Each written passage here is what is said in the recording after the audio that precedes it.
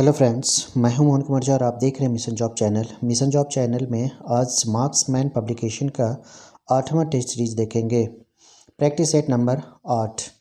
पहला प्रश्न कहता है, आज़ादी की पहली लड़ाई 1857 में किसने भाग नहीं लिया था? तात्या टोपे, रानी लक्ष्मीबाई, बहादुर शाह जफर, भगत सिंह। तो इसका सही जवाब हो जाएगा भगत सिंह।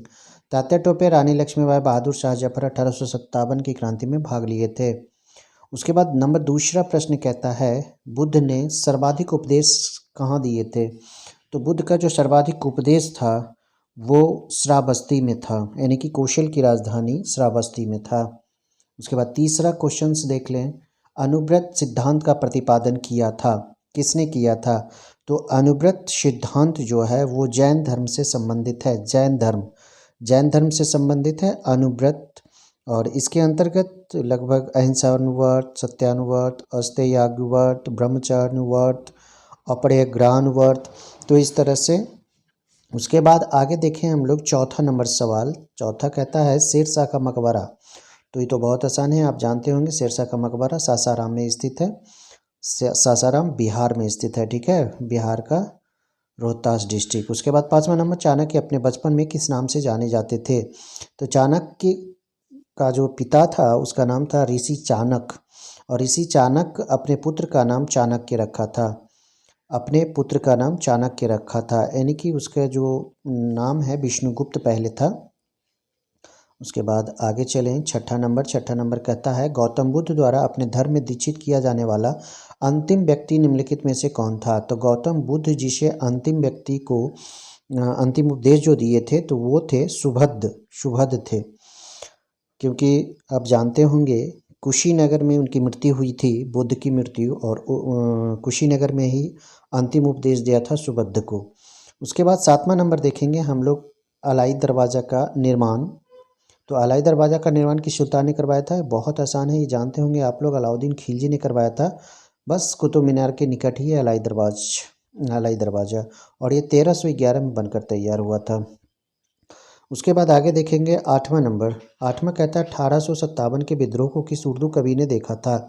तो वह उर्दू कवि जो थे मिर्ज़ा गालिब थे। उसके बाद 99 देखेंगे, संसार अस्थिर और क्षणिक है का निम्न में किससे संबंधित है? तो यह बौद्ध दर्शन में संबंधित है। संसार अस्थिर और क्षणिक है, यह क्षणिकवाद और अन्यतावाद का तार्किक विकास है जो कि बुद्ध ने दिया था, अनित्यवाद का सिद्धांत। 10वां देखें, ईस्ट इंडिया कंपनी के किस अंग्रेज गवर्नर को औरंगजेब द्वारा भारत से निष्कासित कर दिया गया था? तो इसका सही जवाब सर जॉन चाइल्ड हो जाएगा, क्योंकि ईस्ट इंडिया कंपनी का जो ये गवर्नर था, बम्बई के गवर्नर था, और उस समय 1688 ईस्वी में लगभग बम्बई और पश्चिमी समुद्र तट के मुगल जो बंदरगाह था उसको घेर लिया था, और हज करने वाले जो यात्री थे उसको बंदी बना लिया था। तो औरंगजेब ने उसे भारत से निष्कासित करने का आदेश दे दिया था, जारी कर दिया था। उसके बाद 11 नंबर हम लोग देखेंगे। 11 कहता है, नेताजी सुभाष चंद्र बोस का जन्म किस नगर में हुआ था? तो नेताजी सुभाष चंद्र बोस का जन्म हुआ है 1897 ईस्वी में, 23 जनवरी 1897 ईस्वी में।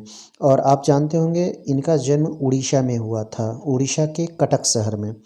और यह 2 बार कांग्रेस के अध्यक्ष बने हैं, 1938 और 1939, 1938 और 1939। 1939 में कांग्रेस की अध्यक्षता से त्यागपत्र दे दिए थे 1939 ईस्वी में, और फॉरवर्ड ब्लॉक की स्थापना किए थे, और 1942 में ये जर्मनी चले गए थे।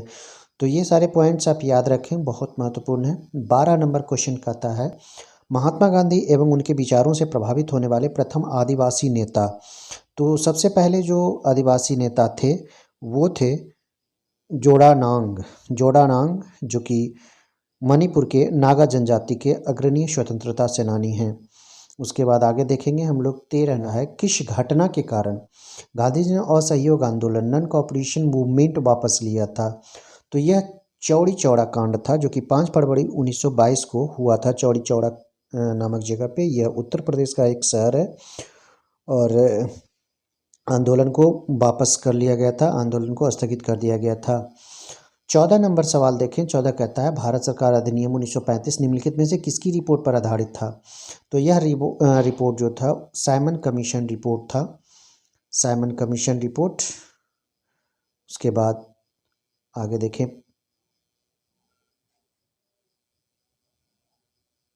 15 नंबर 15 कहता है भारतीय राष्ट्रीय कांग्रेस की स्थापना के समय भारत का वायसराय कौन था?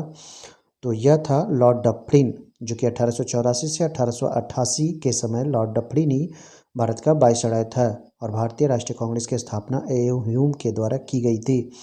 तो हर क्वेश्चन को देखें, बहुत जुड़ते जाएंगे। 16 किस भारतीय क्रांतिकारी ने सुभाष चंद्र बोस को इंडियन नेशनल आर्मी के गठन में सक्रिय सहयोग दिया था? तो जून 1943 में टोक्यो जब सुभाष चंद्र बोस पहुंचे थे तो रास बिहारी बोस ने स्वतंत्रता लीग से अध्यक्ष पद से त्यागपत्र दिया था और सुभाष चंद्र बोस को इंडियन नेशनल आर्मी के गठन में बहुत महत्वपूर्ण भूमिका अदा किया था, सक्रिय सहयोग दिया था। उसके बाद 17 देख लेंगे। 17 कहता है चंपारण आंदोलन से कौन संबंधित नहीं था?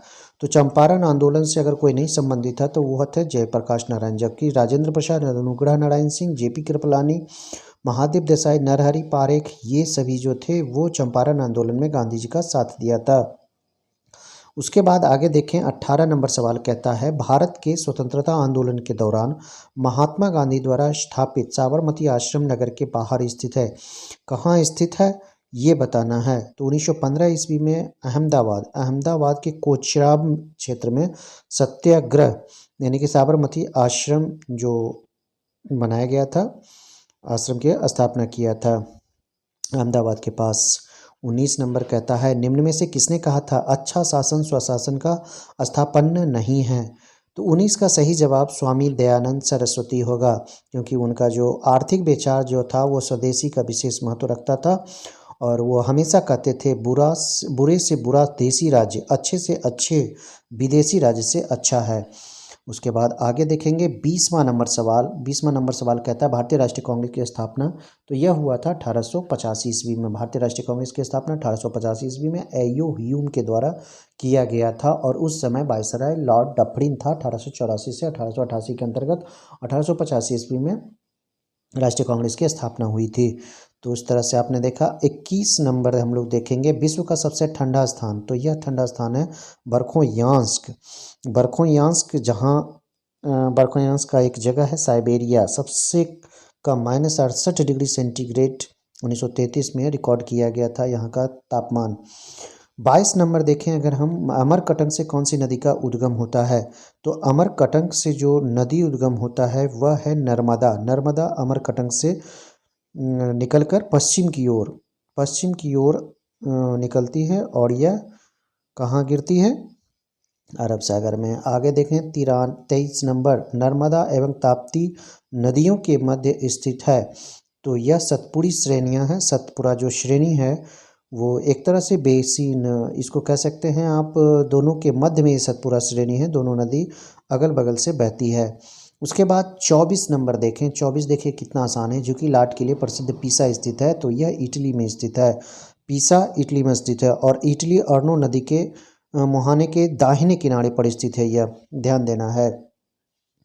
उसके बाद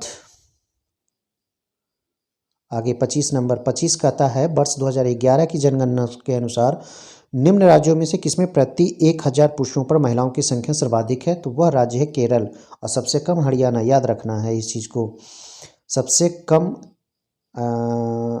कहाँ है? हरियाणा में, ये याद रखना है। उसके बाद आगे 26 नंबर देखेंगे भारतीय मानक समय की याम्योत्तर नहीं गुजरती है, तो इसका सही जवाब हो जाएगा आपका महाराष्ट्र से यह नहीं गुजरती है।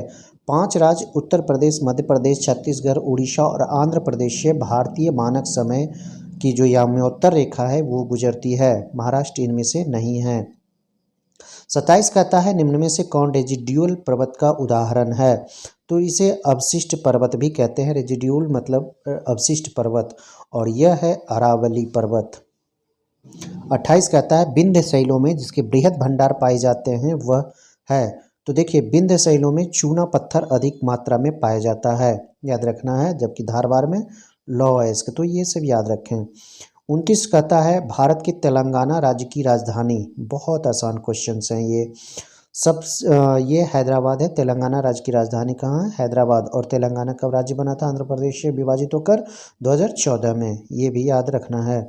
30 कहता है निम्न में से किस राज्य में अनुसूचित जाति के लोगों की संख्या सबसे अधिक है?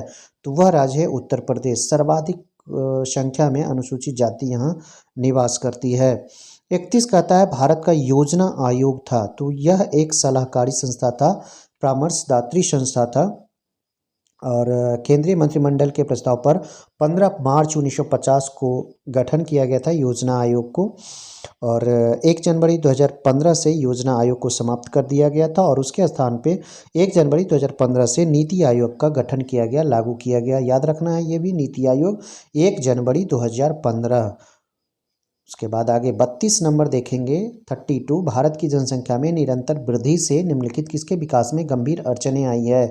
तो ये अपना तार्किक पक्ष देना है। ये सारे क्वेश्चंस इसी तरह के पूछे जाते हैं। इसका सही जवाब हो जाएगा सामाजिक आर्थिक विकास जो होता है उसमें अड़चन आया है। 33 नंबर कहता है 33, भारत की प्रमुख वाणिज्य फसल, तो यह हो जाएगा कपास, तिलहन, जूट और गन्ना। उसके बाद आगे देखेंगे 34 कहता है वर्ल्ड बैंक ऋण देता है यानी कि लोन देता है।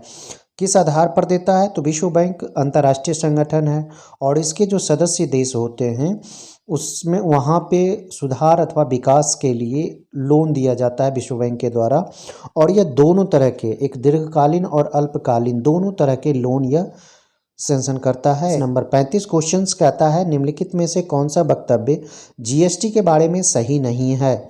तो इसका सही जवाब हो जाएगा जीएसटी भारत में प्रचलित सभी प्रत्यक्ष करों को समाप्त कर देगा, यह गलत है।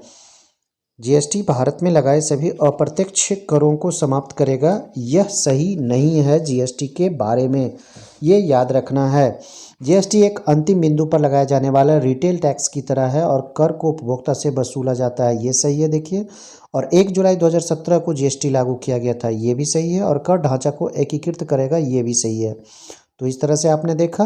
36 नंबर देखेंगे, सेरीकल्चर का संबंध है, तो सेरीकल्चर का जो संबंध है वो रेशम उत्पादन से है, सेरीकल्चर।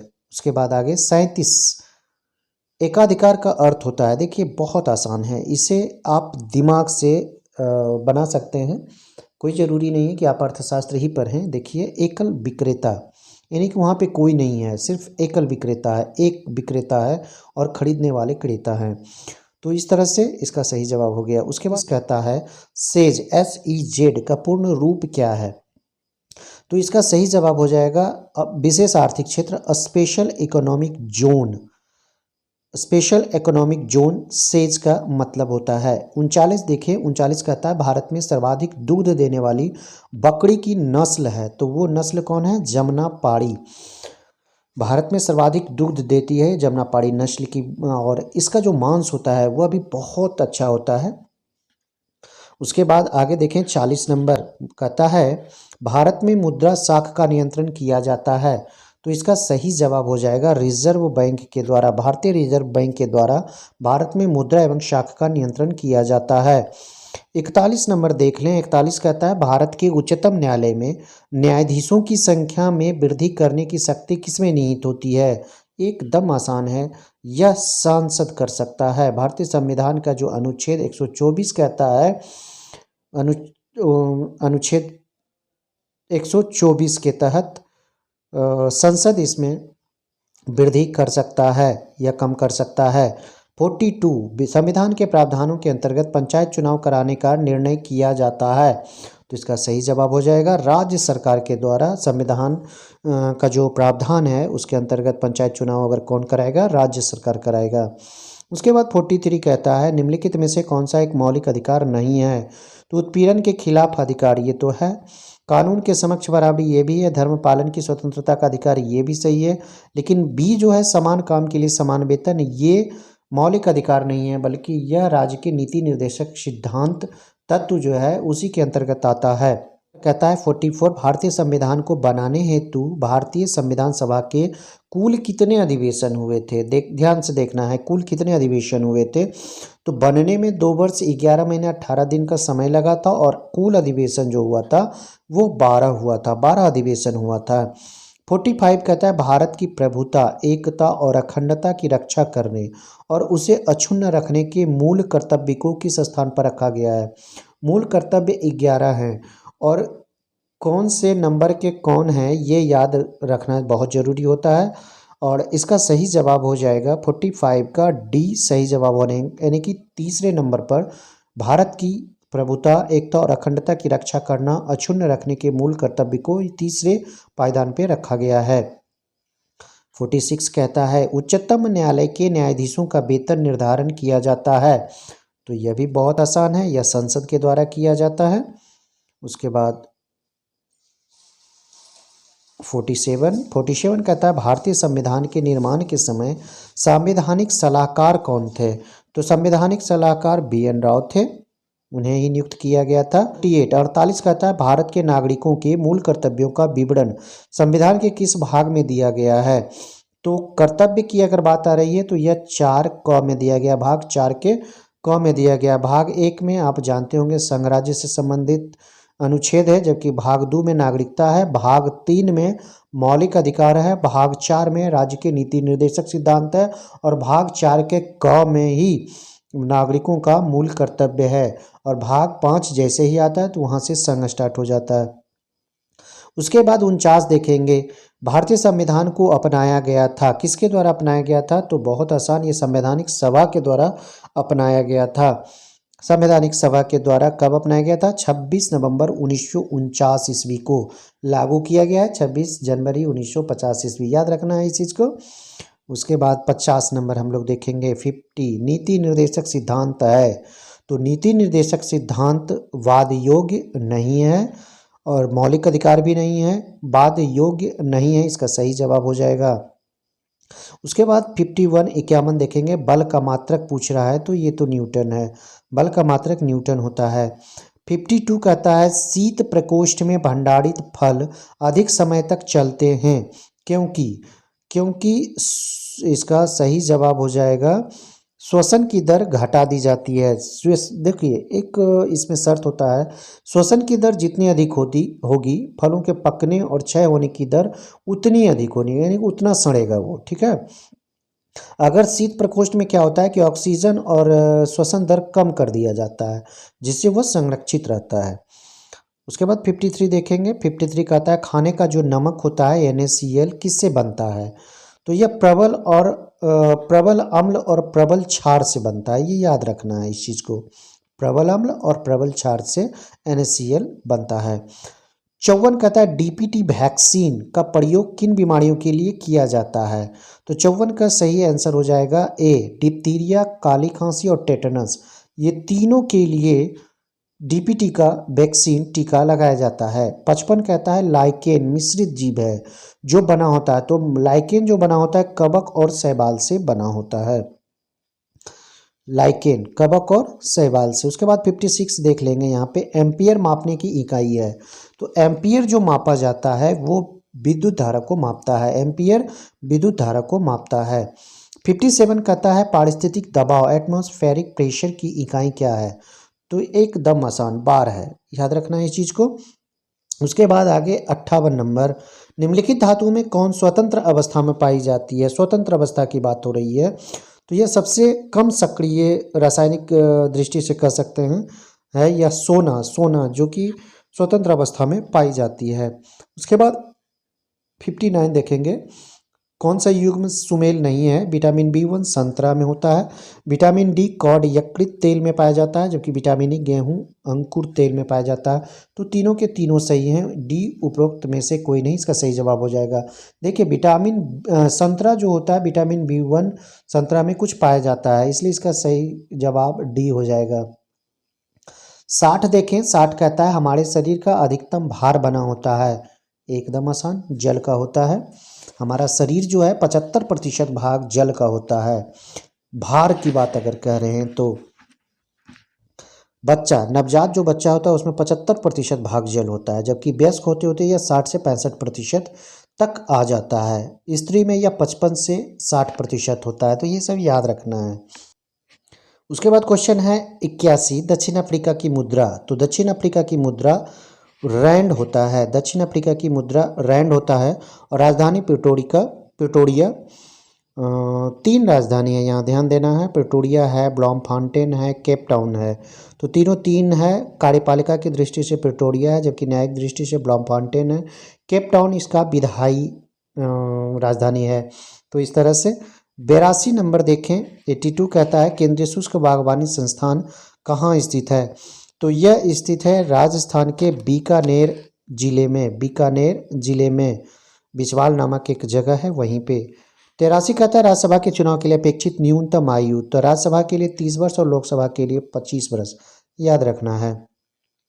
84 8 अक्टूबर को प्रतिवर्ष मनाया जाता है, तो यह मनाया जाता है भारतीय वायु सेना दिवस 8 अक्टूबर को।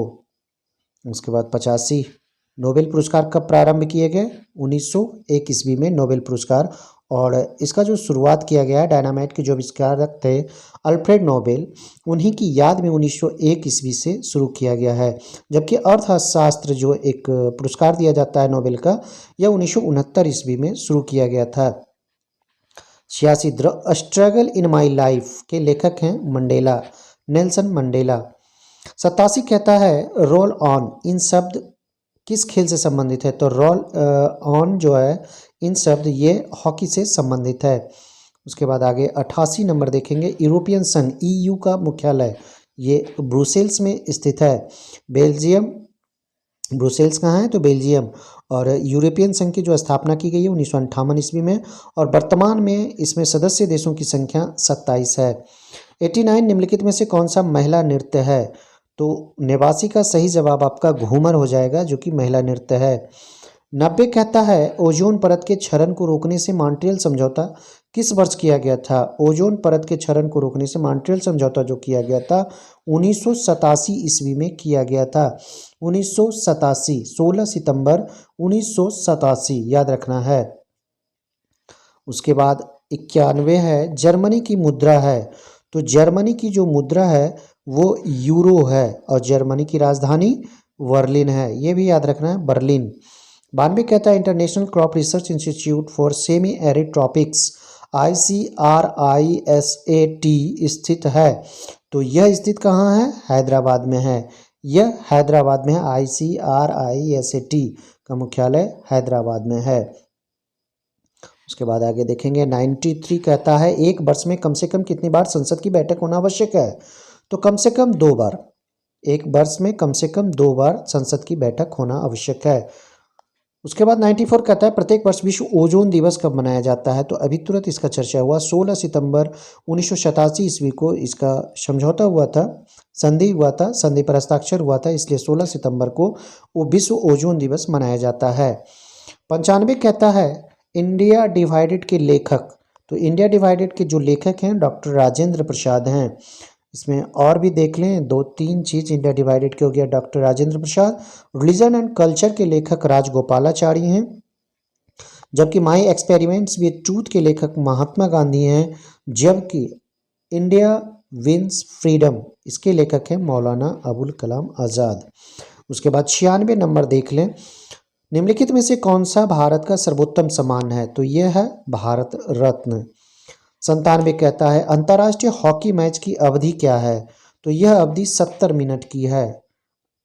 हॉकी 2 टीम का खेल होता है, भारत का राष्ट्रीय खेल हॉकी है, और 11-11 खिलाड़ी इसमें होते हैं।